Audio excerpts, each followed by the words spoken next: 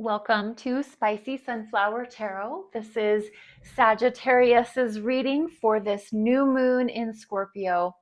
It is still the tail end of Scorpio season, almost getting ready for Sagittarius season. But this week there's a situation or an event in the solar system that is quite significant. So just before we end Scorpio season, we have a new moon in Scorpio, and that will occur on November 19th. And new moons are always significant because they represent, especially this new moon in Scorpio, represents the beginning of a new lunar cycle. It is a time for fresh starts, emotional introspection, as well as transformation. So Sagittarius, I'm here with a special reading for the new moon in Scorpio for you.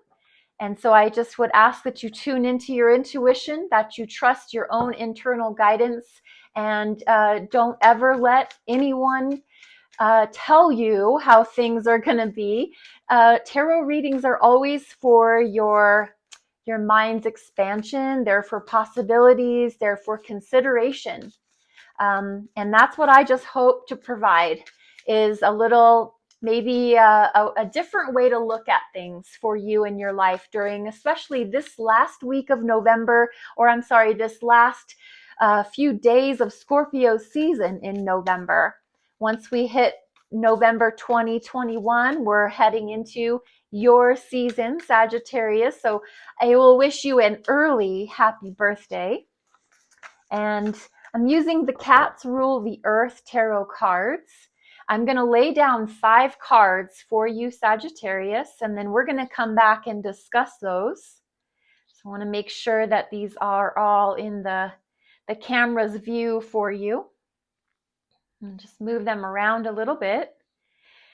And this last card is the outcome card that we want to talk about. And I'll lay these face down. I have the Rider-Waite tarot cards just in case we need to clarify anything. So, all right, Sagittarius, here we go. We're going to get started. The first card I have out for you is, because it's a new moon in Scorpio, what rebirth would you like to see? Looks like you would like to see the rebirth of your mastery of your emotions. Maybe you felt a little scattered. Maybe you felt a little off the beaten path. Maybe you felt a little bit like your emotions were all over the place. And so what rebirth you'd like to see is King of Cups, the mastery of your emotional space. This beautiful, regal King of Cups cat with their gold chalice. And remember, the King of Cups is very, they're very determinate on who gets the cup. They have a full cup. They're proud of it. They've worked hard to have it. It sits there and it's given to who deserves it and who doesn't. So there's very much a discernment that's available around the King of Cups.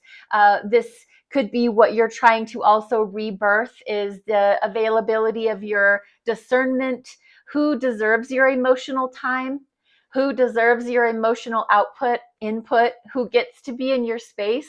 You know, when we have those inner circles, we have friends and acquaintances and people we work with, but we all have that special inner circle. And so the King of Cups is very, I'm going to say picky, but in a good way, in a smart way, in a wisdom-oriented way.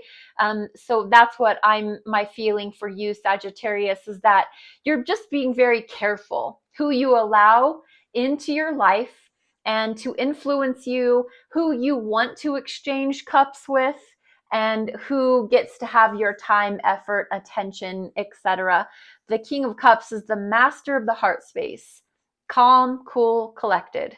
So I think that's what you're giving rebirthing, is that particular, those qualities into your life again.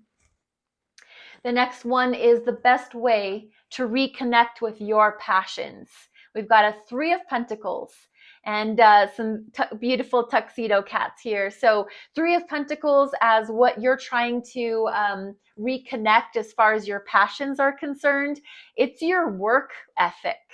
It's your ability to be on a team. It's your ability to be your availability and ability to be a team player. The Three of Pentacles, as far as reconnecting with your passions, I think there is going to be some big merit in you working together with others to accomplish a common goal. So this can definitely be workplace related. I think that your passions are very tied into your work ethic.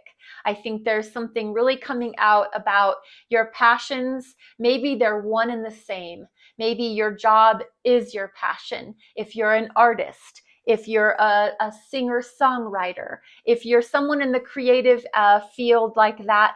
And so that just seems to be what this is really portraying, is that your ability to reconnect with your passions is going to come from something work related. Maybe your passion is yoga. Maybe your passion is traveling and adventuring and all of the things that Sagittarius is really known for. I think it's going to come from your ability to work with others collaboratively, cooperatively. I think there's something really to that. So I'd love to hear how this fits in your life if it does. What ways have you been possibly self-sabotaging, Sagittarius? We've got Knight of Wands, which is your energy. Knight of Wands is Sagittarius. And so Sagittarius possibly self-sabotaging with Knight of Wands energy by being, what this energy is it's not being committed. It's being 1 foot here and 1 foot here. It's that phrase, sitting on the fence, not being all in, being 1 foot in one part of the world, and maybe you are split. Maybe you feel as if your heart's not in it. Whether that is your job, whether that is your relationships, whether that is your family, whether that's just you in general. Maybe just feeling as if you just can't sink your teeth into any one thing because you like this and you like this and you can't make up your mind between the two.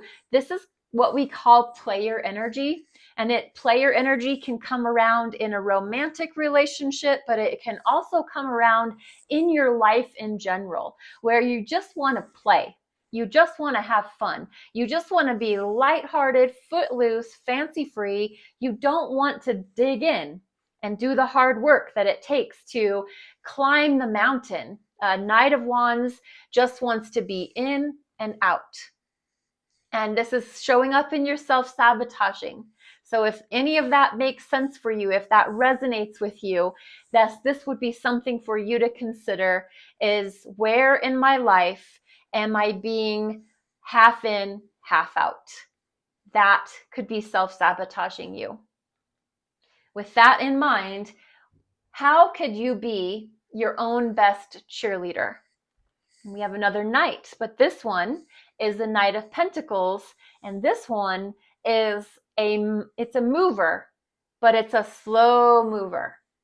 So in order for you to be your best cheerleader, again, we're talking about work, we're talking about effort, we're talking about time, we're talking about everything the Knight of Wands isn't. Knight of Wands and Knight of Pentacles are two opposite ends of a spectrum. And everything I said about Knight of Wands, the opposite applies to Knight of Pentacles. They're in it. They're devoted. They're dedicated. They see the long-term goal and they're prepared to work for it with no hemming and hawing and playing around and getting off track and not being committed. They're committed. However, the Knight of Pentacles moves very slowly and methodically. So in order for you to be your best cheerleader, Sagittarius, I think it's going to involve you finding that passion that you can pull up and get excited about it. Be your own cheerleader, by knowing that even if this takes 10 years, I am here for it. I'm committed. I'm dedicated. I'm going to sink my teeth and I'm going to hold on for the duration of the ride. That's how you're going to be your best cheerleader, Sagittarius. Final outcome of this new moon in Scorpio, Two of Wands, more fire energy, talking about the outcome being there's going to be a choice that will need to be made, and the choice is going to involve choosing between your comfort zone or your passions, choosing right now over the future, choosing, I hope you're seeing what I'm doing. There's two polarities, and there's going to be a choice that you'll have to make as far as the outcome of this new moon in Scorpio. Remember, I said that new moon in Scorpio is all about beginnings, emotional introspections, transformations. So your outcome, Two of Wands, having a decision to make between two things, two passions. One's going to be comfort zone oriented, and one's going to be the great unknown.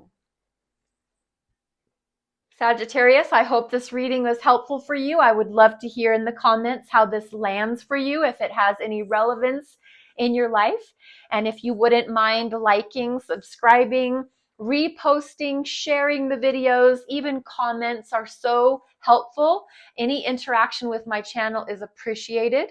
I ask for you to be blessed and be well, Sagittarius. Thank you.